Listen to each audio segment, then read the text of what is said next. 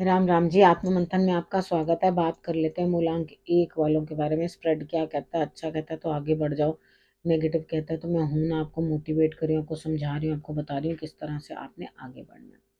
ठीक है, अब हम बात कर लेते हैं कि आप लोगों को मैं उपाय भी बताती हूँ, उसके बाद आपको किस तरह से आपको नेगेटिविटी हैंडल करनी है, यानी कि आपको मित्र शत्रुओं को कैसे हैंडल करना है वो भी आप लोगों को मैं बताती हूँ। आपको वो भी समझ आ जाता है। गुरु मंत्र भी है आपके लिए। उसके बाद आपके प्रश्नों के उत्तर भी मैं देती हूँ। गुरु मंत्र में मैं आपको जो है ये बता देती हूँ कि आखिर आपको करना क्या, what is the moral of the story. और जब आपको मैं आपके प्रश्नों के उत्तर देती हूँ तो भी आप लोगों को मालूम पड़ जाता है कि हाँ आखिर हमें क्या चीज़ अपने लिए करनी है। तो सब चीज़ें तो आपके लिए हो गई। आपने करना क्या, सब्सक्राइब करना है, कमेंट करते रहना है, तभी आप अपने प्रश्न मुझे भेज पाएंगे ना। ठीक है, मंडे की बात कर लेते हैं। मंडे वाले दिन मूलांक एक वालों के लिए मुझे ऐसा लग रहा है कि आप बहुत लड़ाई करते हुए दिखाई दे रहे हो किसी से।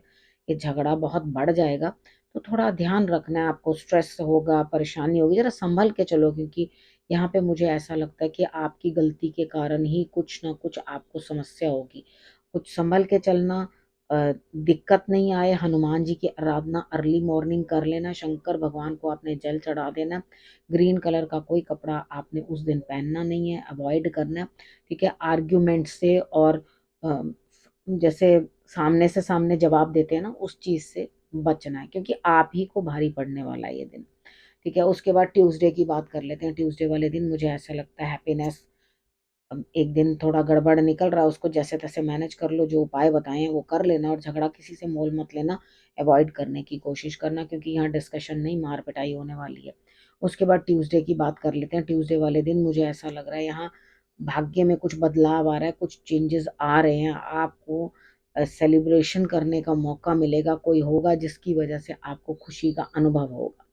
ठीक है, देखो सब दिन एक समान तो नहीं होते, ये अच्छा दिन भी आ रहा है तो उस चीज को भी आप जो है समझने की कोशिश करो। अब बात करते हैं वेडनेसडे की। वेडनेसडे वाले दिन मुझे ऐसा लगता है यहाँ स्थिति कुछ ऐसी है कि यहाँ कहीं ना कुछ स्थान परिवर्तन होता हुआ, जगह बदलती हुई, आप खुश हो अंदर से कि हाँ कुछ चेंजेस आ रहे हैं, कुछ बदलाव आ रहे हैं, और आप सोच समझ के खुद ही उन चेंजेस को जो है अपनी लाइफ में लाने की कोशिश कर रहे हो। ठीक है, अब ये जो बदलाव आपके लिए आ रहे हैं वो किस तरह के हैं? बेहतर हैं कि बेहतर नहीं है?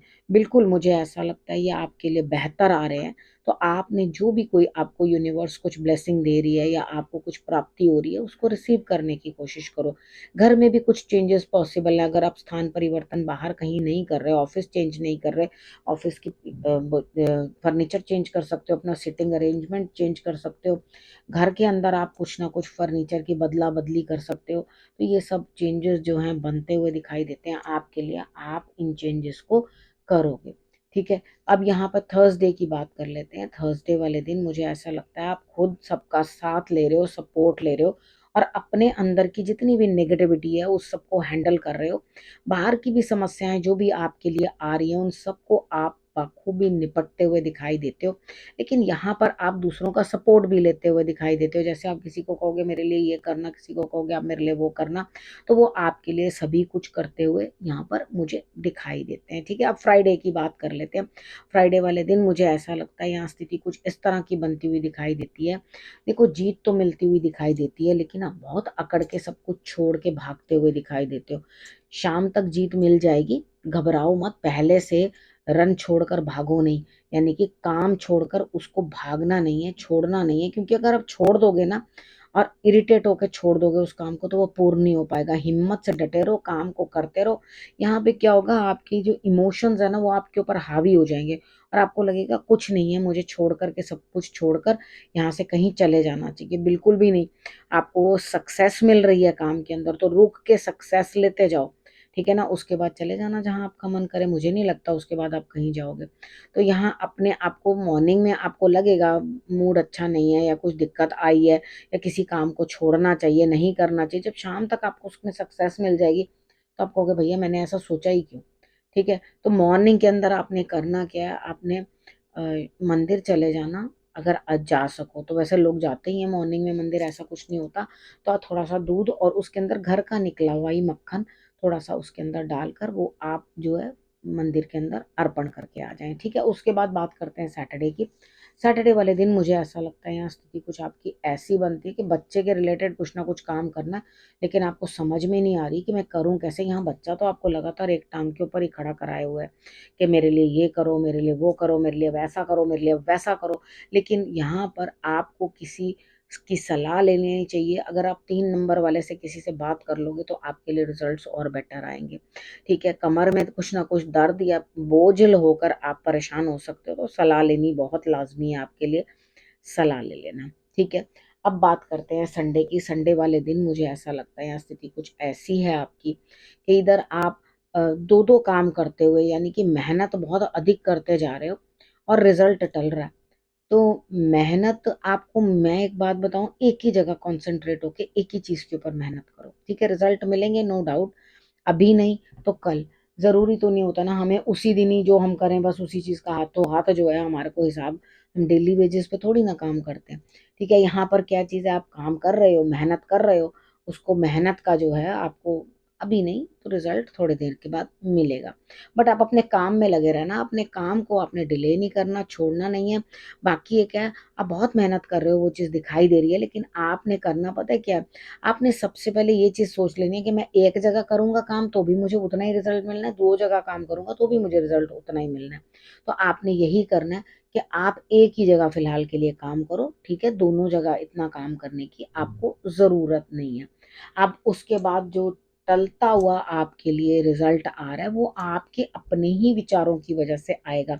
वो चीज़ आपकी वज़ह से ही टलेगी, क्योंकि आप क्या करोगे, कुछ एक बस अपना प्रिंसिपल सा बना लोगे, नहीं मुझे ऐसे ही करना है, मुझे वैसे ही करना है, मुझे इस तरह से करना ही नहीं है।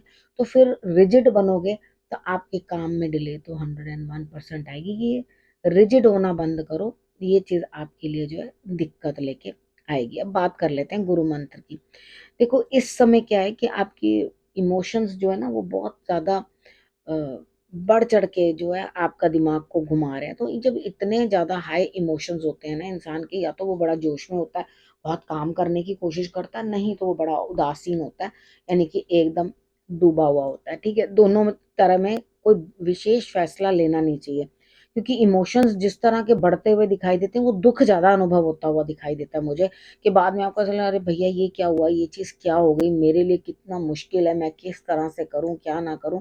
तो यहाँ दुःख अनुभव होता हुआ मुझे दिखाई दे रहा है कि आप कहीं न कहीं जो है दुखी हैं। तो यहाँ आपको करना क्या है कि आपको इस चीज़ की शांति बनाए रखनी है, इस चीज़ की आपको समझ रखनी है कि मुझे इतना ज़्यादा डूबना नहीं है, ना दुःख में, ना सुख में, इतना ज़्यादा अंदर दु घुस नहीं जाना उस चीज़ के। थोड़ा अपने आप को सँभालने की कोशिश करो, भगवान की आराधना करना बहुत ज़रूरी है। कृष्ण भगवान की आराधना करोगे तो आपको विशेष जो है बेटर रिजल्ट्स मिलेंगे। अब आपने करना क्या है, आपने रखना है अपना और अपनों का बहुत अच्छे से ध्यान, और फिर से मेरे आने का करना है इंतज़ार। तब तक के लिए नमस्कार।